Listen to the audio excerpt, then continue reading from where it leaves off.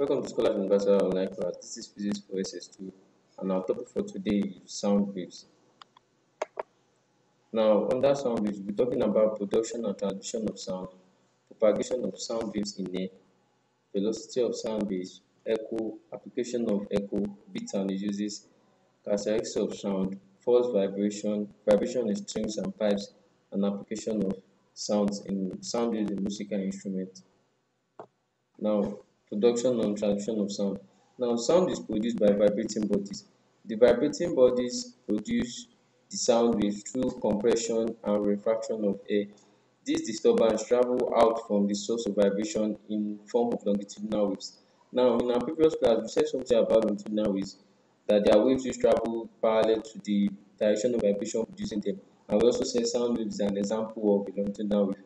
Now, also sound wave requires material medium for transmission, and also sound waves cannot travel through a vacuum because they need a material medium for their transmission.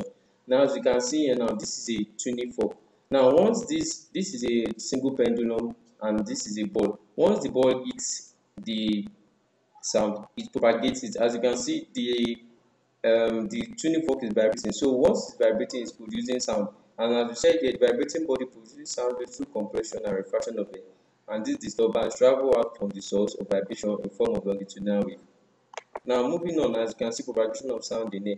This is that sounds are propagated through air by displacement of air molecules, and the vibration is in a direction parallel to the direction of travel of the waves. Now, as you can see here now, from what we learned in the previous part, where this ball hits the tuning fork, what happens is that there is compression and refraction which occurs. So in this form, the sound waves propagated by displacement of air molecules.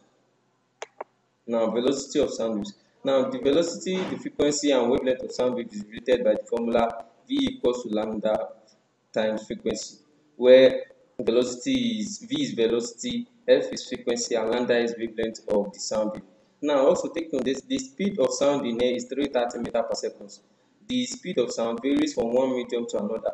Now, what this slide tells you is that the speed of sound is not constant. It varies from one medium to another. It is about 332 meters per second in air at 0 degrees, and about 1,500 meters in water, and about 5,000 meters per second in a steel rod. It is also found to vary with square root of absolute temperature increasing with increase in temperature. What is trying to say that the higher the temperature, the higher the sound.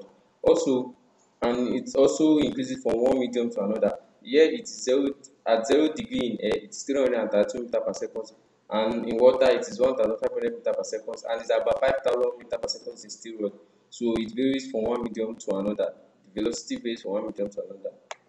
Now look at this question. What is the wavelength of sound from a tuning fork which vibrates at a frequency of 250 Hz in air? Take the velocity of sound to be 330 meters per second. Now the solution is just simple. From the formula given, velocity is frequency times wavelength. Now wavelength will be equal to velocity over frequency, which will be 330 over 250, which will be 1.32 meters. Moving on, we also have another question, which is a source of sound produces waves in air of wavelength 1.65 meters. If the speed of sound in air is 330 meters per second, find the period of vibration in seconds. Now we know velocity frequency times wavelength, and our frequency to be velocity over wavelength, which is 330 over 1.65. And also we also said that period, which is time, is 1 over frequency. So if we inverse this, we have this 1.65 over 330. So the period of vibration in seconds is 0.005 seconds. Now we have echo.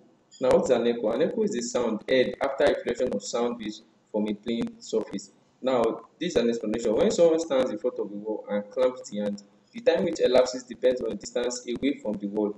The sensation of the sound persists in the air for about 0.1 seconds later. So in order to hear the echo separate from the original clap, it must arrive at least 0.1 seconds later. Otherwise, the ear will not be able to distinguish between the incident or original sound and its reflection or echo. Now, this is a diagram of how echo happens. Now, a man shouts produces the sound, but this is the original sound. Upon encountering a barrier, it gets reflected back. Now, this reflected sound is what produces the echo, and that is what we hear. When you can also try it out when you go into a room that is very empty or scarce. Once you say a word or you shout, you will surely hear some voices later. That is an example of echo. Now you have the application of echo. You have now the first one is determination of sound or speed in air. Echo can be used to determine the sound in air by directing a sound signal to a wall and measuring the time taken for a sound to travel to the wall and back again. Also, you have echo sounding. Now, this is used to determine the depth of the seabed from a ship. Now, it can also be used in exploration for gas and oil and also in detection of submarine. Now, under detection of submarine, underwater sound system or devices called sonar use sound waves to detect underwater objects. So, these are the application of echo, which is determination of speed of sound in air, echo sounding, exploration for gas and oil, and detection of submarine. Now moving on, you have beat. The periodic variation in loudness of a sound which is heard when two notes of almost the same frequency are played simultaneously is called beats. Now if the frequency of sound waves are the F1 and F2, it is shown that the beat frequency F will be given by F1 minus F2, and the beat frequency is different between the frequency of the two waves. Here is an example. Two fork of frequency 265 Hz and 254 Hz are sounded simultaneously. Calculate the frequency of the resultant bit. Now, from the formula given in the previous slide, we said the frequency of a bit is the F1 minus F2. Now, this is the first fork of 250 Hz and second one 265, sorry, and the other one 254 Hz. So the frequency of resultant bit will be the F1 minus the F2, which will be 11 Hz. Now, uses of beats. Beats are used in tuning of musical instruments. An example is piano. To tune a piano tuner listens for beats produced between the sound from a standard tuning fork and that from a particular string on the piano. When the piano key is struck, the tension in the piano string is adjusted until the frequency are the same. So this just makes use of the beat frequency, comparing one beat frequency to the other one. Also, it can also be used to determine the frequency of a tuning fork. A tuning fork of unknown frequency F1 is sounded together with the fork of unknown frequency F2 to produce the beat. The beat frequency F is measured and F1 is calculated from F1 minus F2. Now, imagine a tuning fork has an unknown frequency F1 and is sounded the same time with a frequency of F2 and they produce the beat. Now, the frequency beat F will now be used to measure the unknown frequency F1 of the tuning fork. That means your F1 will now be F2 plus the beat frequency will give you your F1. Moving on, you have characteristics of sound. Now, the characteristics of sound is pitch, loudness, quality, or tone, which is under name for timbre. Now, the pitch of a note is its position on the musical scale. It is the characteristic of a sound which enables one to differentiate a high note from a low note. Now, the pitch just helps one to be able to differentiate between a high note and a low note, and pitch depends on the frequency of sound waves. Now, loudness and intensity. Intensity of a sound is the rate of flow of energy per second per unit area perpendicular to the direction of propagation of the sound waves, while loudness is the magnitude of sensation resulting from a sound reaching the air. Now, it depends on the square of amplitude of a sound wave. Now, moving on, you have quality or tone. Now, this is a characteristic note of a musical instrument which distinguishes it from another note of same pitch and loudness. And from the word quality, it's just used to distinguish when you have two notes of the same pitch and loudness. You use the quality to distinguish between them, and the quality depends on the overtone or harmonic presence in the note. Now, you have under this is another subtopic called force vibration. Now, force vibration, these are those vibrations that result from an external periodic force acting on the system and setting the system vibrating at the same frequency as the external periodic force. Example is the vibrating body of a violin causing the vibration of the strings of the instrument. Now, it's just like when an external force acts on the system and sets the system into vibration at the same frequency as the external periodic force. And you know when you strike a violin string, all the other ones too will go into vibration. That is an example of force vibration. Now, under force vibration, you have what is called resonance. Resonance is a special phenomenon of force vibration. It is a phenomenon which occurs whenever a particular body or system is set in oscillation at its own natural frequency as a result of impulses or signal received from some other system or body which is operating with the same frequency. It's just almost the same as force vibration. It's just a phenomenon that occurs when a particular body or system is set in oscillation at its own natural frequency as a result of signal received from other system which is vibratory frequency. And a different example is you arranging single pendulum balls like 3. If you fling one, it will surely hit the remaining 2. So it is setting the remaining 2 in oscillation at its own frequency. So that is an example of resonance. Now moving on, you have vibration in string. Now a stretched string board at its middle point vibrates between two extreme positions as shown in Fig 1a. Now this is an example of a stretched string which is bowed at the middle point. Now it is a stationary wave with a node at each end and an antinode at the middle. Now in our lecture we once had that in a stationary wave you have a node here, an antinode here, and another node here. So the first node produced is called first or fundamental harmonic. Now this right here is called first or fundamental harmonic of vibration in a string. This is the first overtone or second harmonic. This is your second overtone or third harmonic, and this is your third overtone or fourth harmonic. Now moving on, in figure 1b, that is this. Yes, in figure 1b, the notes are at the end and the midpoint of the string. Now if you check, this is 1b, the note is here, so also the note is here, so also the note is here. So it's at the ends and at the midpoint. So the note is produced in the case is the first overtone or second harmonic. Now this is called the first overtone or second harmonic. Is when you have node, like there is node here in the middle and at the extreme end. Now, and its frequency is twice that of the fundamental note. Similarly, the second overtone or third harmonic notes or is a note of 3 times the fundamental frequency which may be produced in this. Now, as you can see, the wavelength of this is pi over 2. This one is pi. 2 times of this will give me this, and 3 times of this will give me this. So that is why they said the frequency is twice that of fundamental note. Similarly, the second overtone is 3 times the fundamental. Now, if L is the length of the frequency and our string, and the string are you have lambda 1, lambda 2, lambda 3. At the wavelength of the fundamental, the second harmonic and third harmonic respectively. Then we see the figure below, which is this one.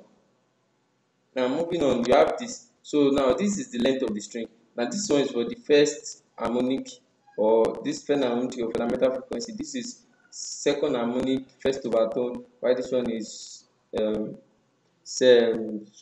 harmonic second overtone. And once you multiply through your first lambda, that is wavelength for the first one will be 2L.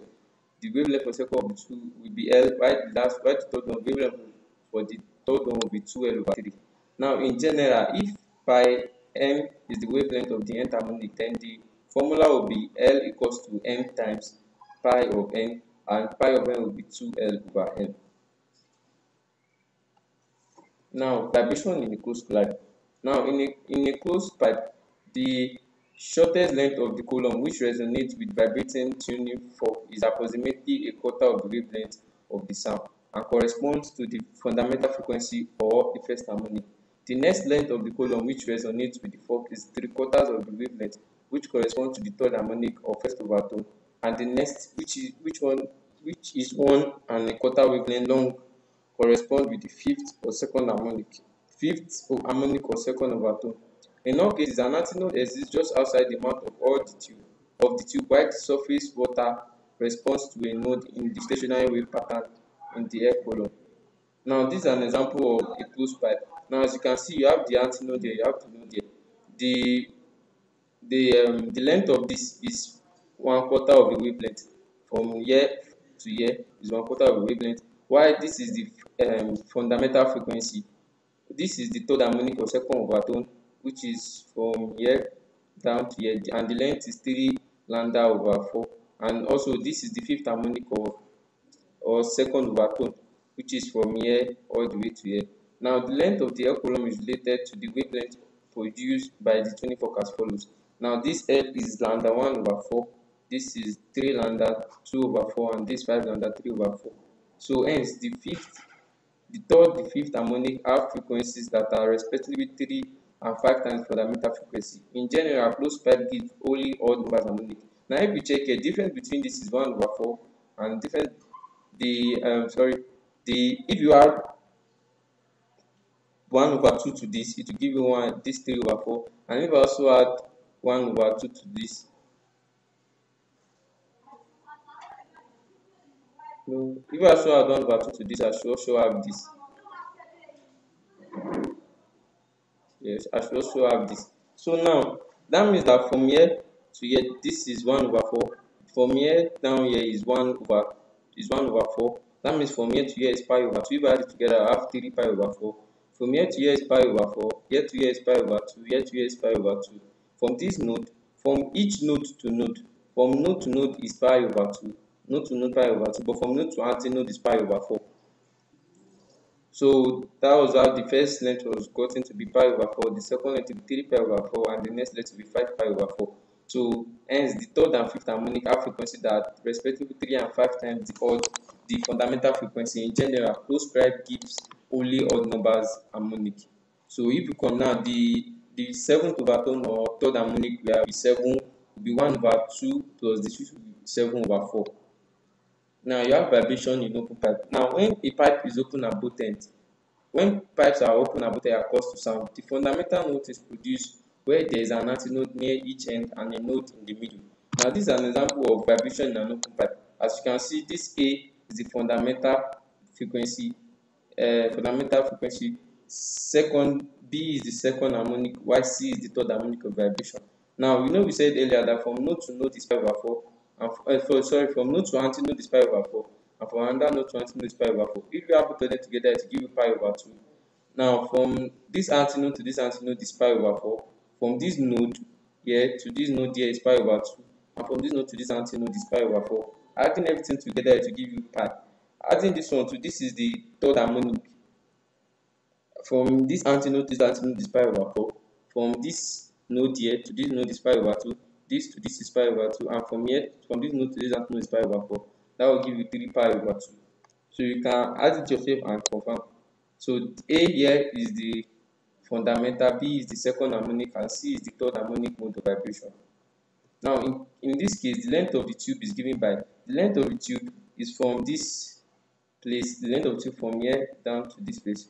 So that means that the first length will be pi over 2, which is same as pi over 2, and pi lambda 1 over 2 equals to lambda 2, and the same as 3 lambda 3 over 2.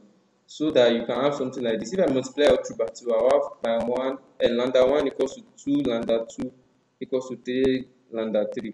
And hence the wavelength of the fundamental note is twice that of the second harmonic. Now the wavelength of the fundamental is twice that of the second harmonic and twice that of the third harmonic, or the second overtone and third harmonic frequency are respectively twice and thrice the fundamental frequency. It can be seen that the range of overtone is greater in the open pipe than in the closed pipe, as all the harmonic F, 2F, and 3F etc. can be present, whereas only odd harmonic F, 3F etc. can occur in a closed pipe. Now this is a question.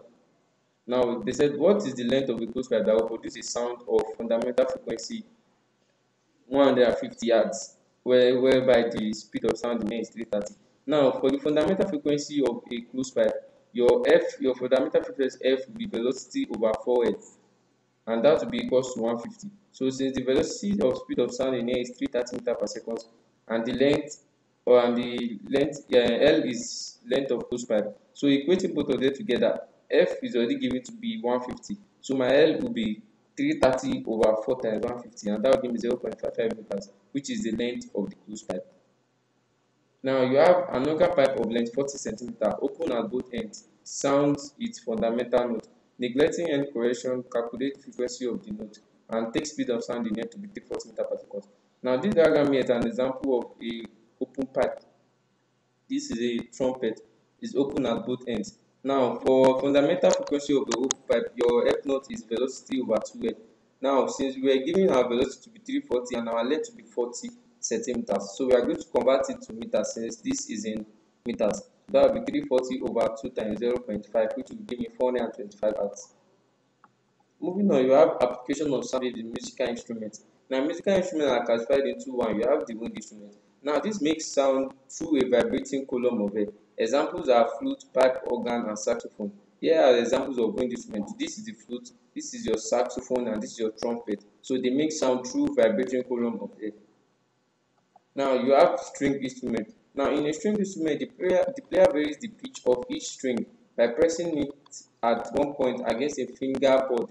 The shorter the length of the vibrating string, the higher the pitch of the sound. Now string instrument work mainly on pitch. So the higher the pitch, the higher the sound. So now look at, there are examples of string instrument. You have violin, you have double bass, you have harp. Other examples are guitars and so on. Moving on, you have percussion instrument. Now, a percussion instrument produces sound when it's hit or struck. The note produced is usually for short period. Now, percussion instrument examples are drum. Once you hit drum, that is only when it make a sound. So that is why they are classified under percussion instrument, because they only make sound when they are hit or struck, and the note does not last long. It's only for a short period. Other examples are xylophone. You have tambourine. You have triangle, bass drum, and so many others. So these are the questions for you to go through, and make sure you do it so as for you to get better understanding of the topic.